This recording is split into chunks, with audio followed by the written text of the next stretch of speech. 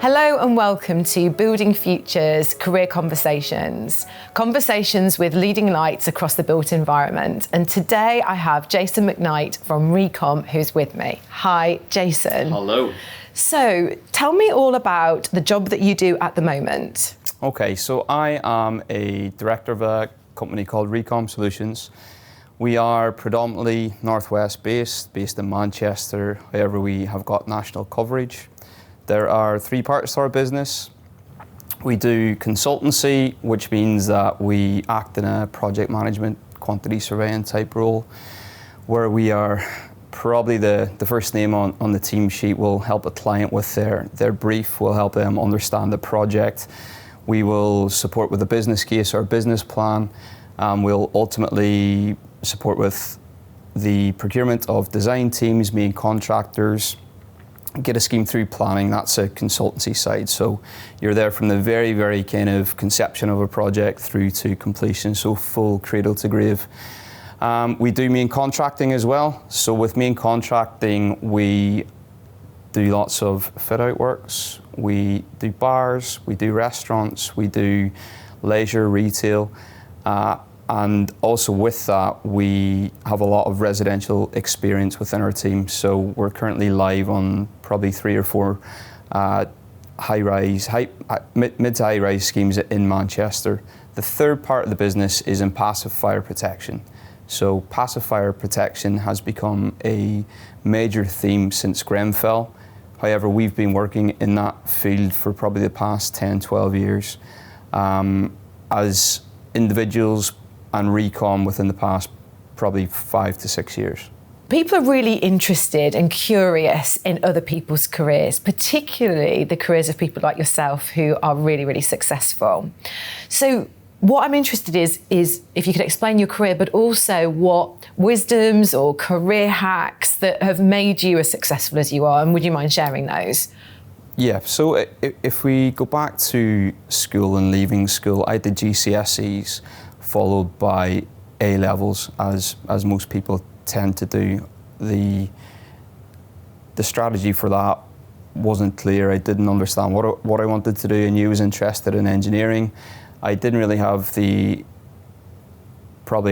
felt I didn't have the skill set in maths and physics and the like to go on and do an engineering degree.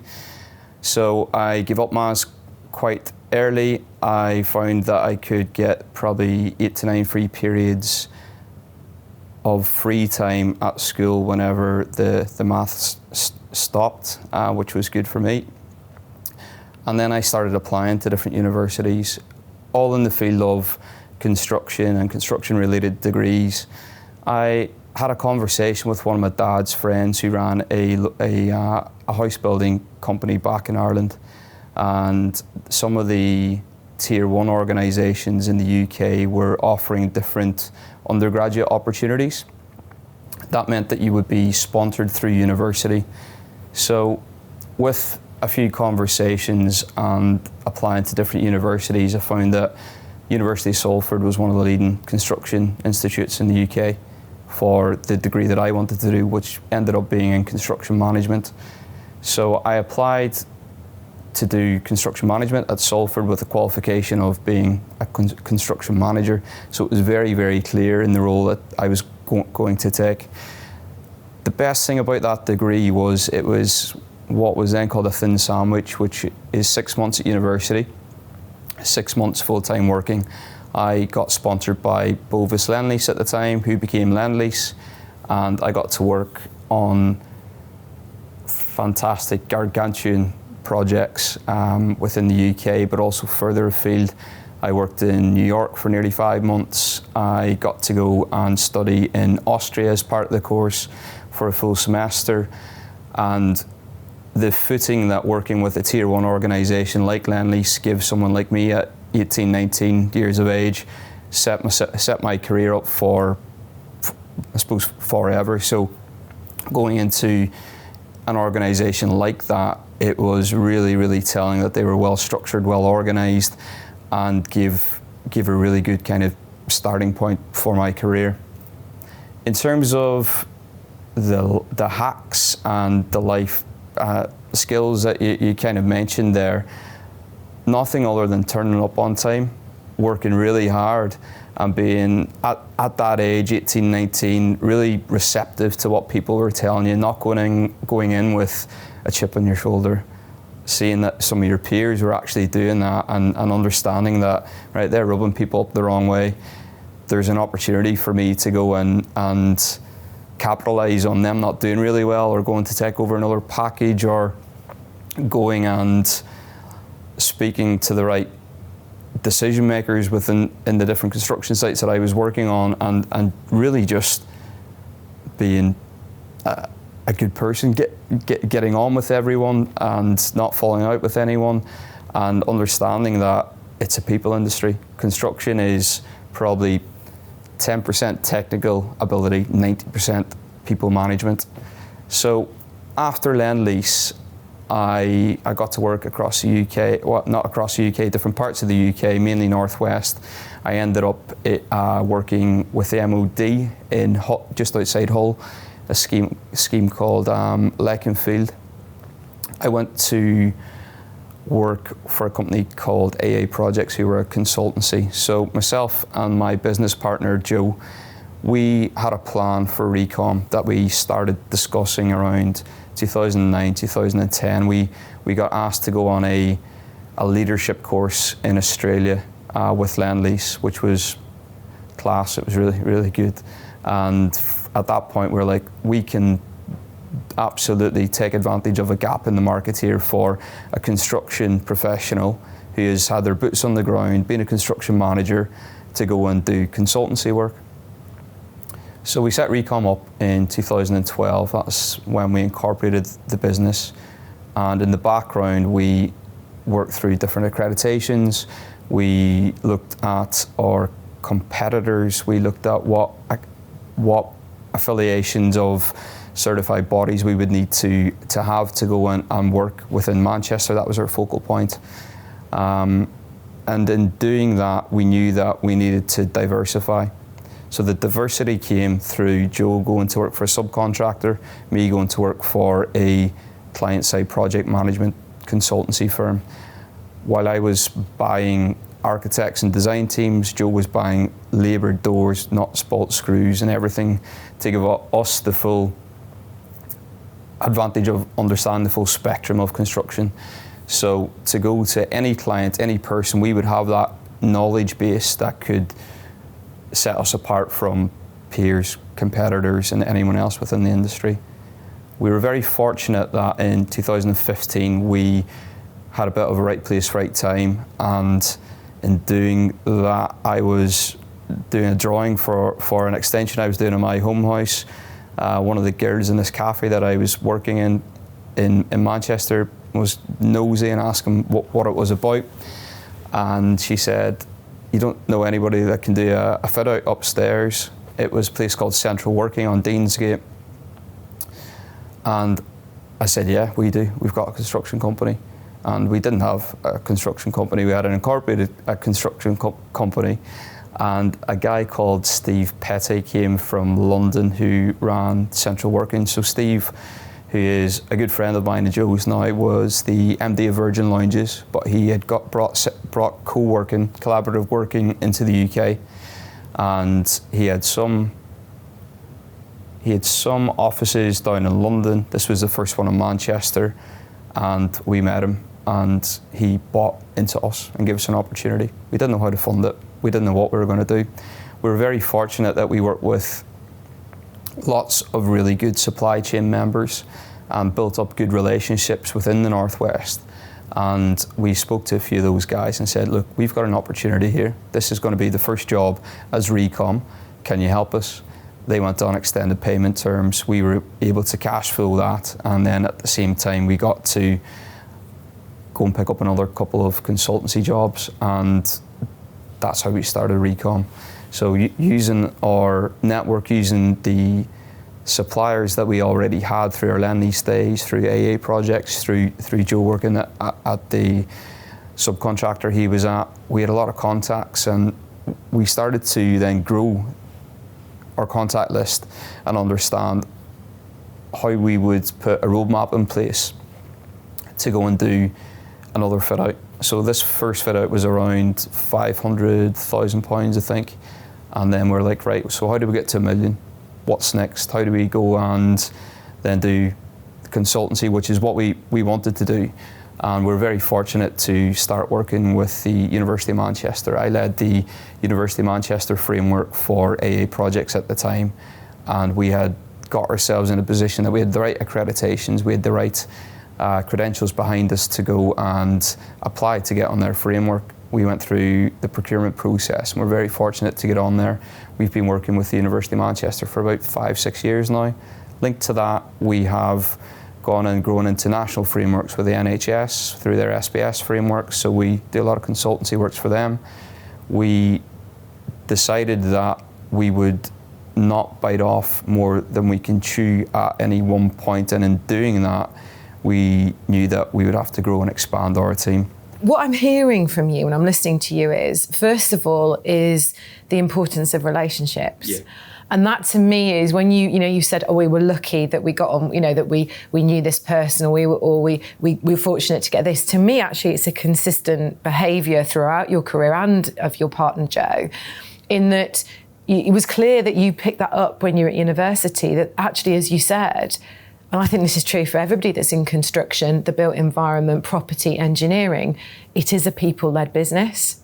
And I think those who are successful, to me, the common thread they seem to have is they pick up very, very quickly that it is about how you deal with other people. It is about turning up on time, as you said, but it's also treating people with respect, but also the interactions, and that even if at that point that person, your paths don't cross again for 5 years, if you've treated them in the right way, if you're open with them, explain what it is you can do to help them and develop that good relationship, you never know when it might come back. And that's clearly what it feels like. Your story has been continuous building of relationships with your business partner, and being honest about what you're trying to achieve, and being very diligent in the work that you've been doing as well. So I feel like it sounds like there's these common threads to me that are sort of coming through your whole career. Yeah, so I suppose, look, relationships and what we do, it's a golden thread.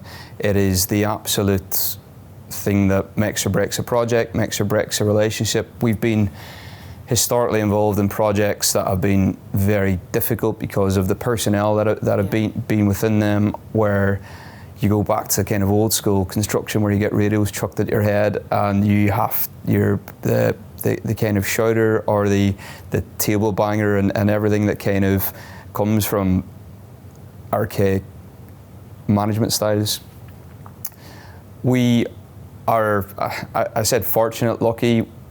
We're probably very experienced in terms of the different types of people that we have been fortunate to work with, to see how not to manage people, to see how to destroy relationships with clients, to see how not to get the best out of your team, and to understand what drives your team. And by your team, it's everyone from the client to the end users, and putting a proper strategic stakeholder plan in place from the outset of a project.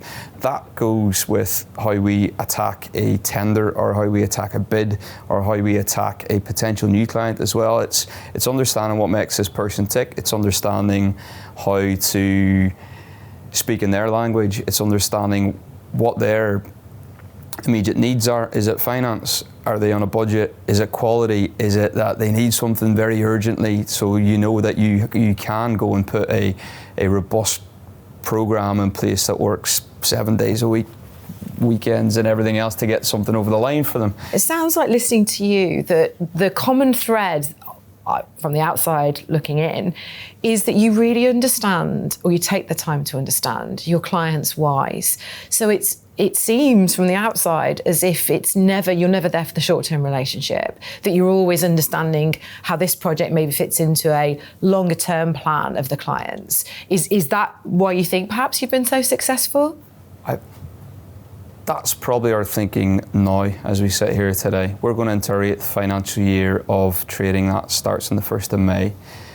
And we've gone through peaks and troughs in the business where I mentioned before about we were strategic and we didn't bite off more than we can chew. That's not particularly true. we said yes to everything for a period of time, to probably the detriment of being too overloaded. And I think that's what young new businesses do. They do not turn down opportunities. They overload themselves with the wants and demands of clients and of projects and everything that comes along with that. So you've mentioned that this is your eighth year of trading, and I know businesses, the only way you can grow is having people at the heart of it. Yeah. So that comes with, first of all, attracting them in the middle of a global skills shortage, which particularly affects construction and built environment. So first of all, you've got to find them. But actually, the joy and the real growth of a business, as we know, is holding on and retaining that staff. So over those 8 years, you say that you've it sounds like you're really reflecting on all the bits you've learned. What have you learned about, I guess, the onboarding process, or how have you held on to certain members of staff? And because I'm sure there's lots of people who would love to know that. So retention is the most difficult thing to do in a business. Retention and ensuring that your team have got job embeddedness, that they are fulfilled in work, and that they have got the right level of balance in home life as well. Whenever we recruit, we talk about work-life balance, and we say there's no such thing. It's all life. You've got to be happy in your work. You've got to be happy at home. You do bring stuff from home into work and vice versa. So to have that balance across our business is something that we've been working really hard on recently. And by recently, I probably mean in the last 2 years.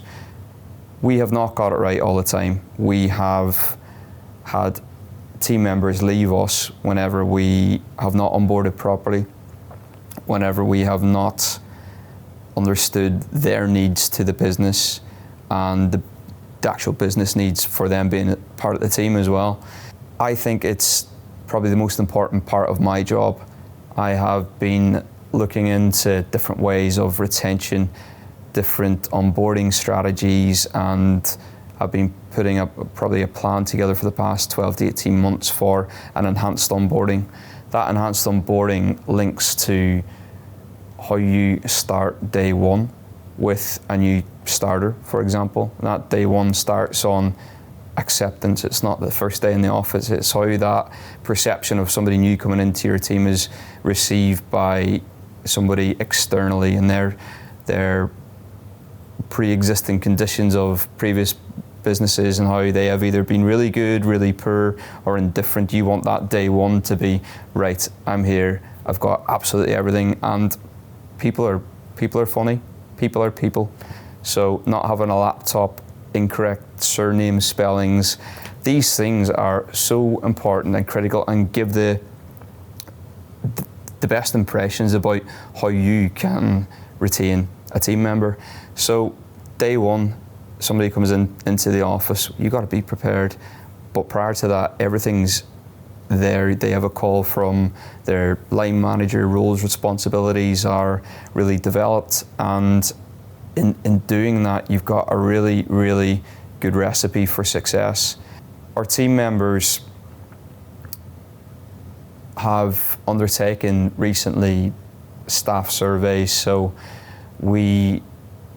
I've worked with other SMEs in the UK.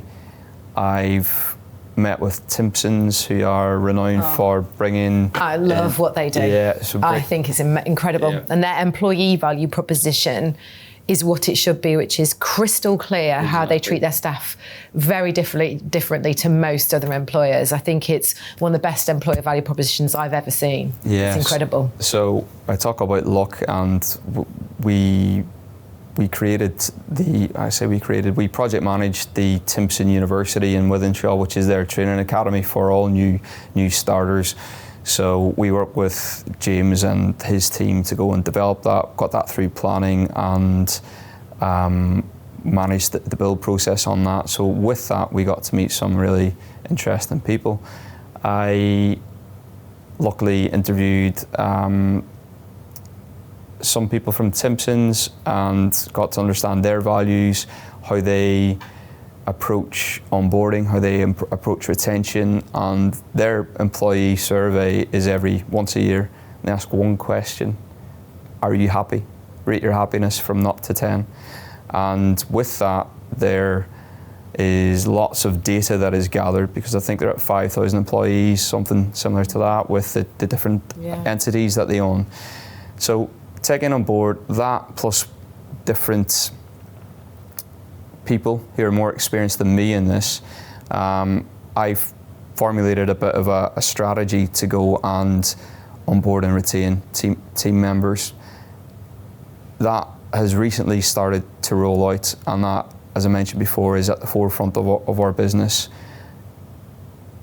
We have got links with universities, we've got links with local charities. We work with the Broughton Trust, so we brought through young people who may not get the opportunity to go and work in either professional service or through our fire stopping team.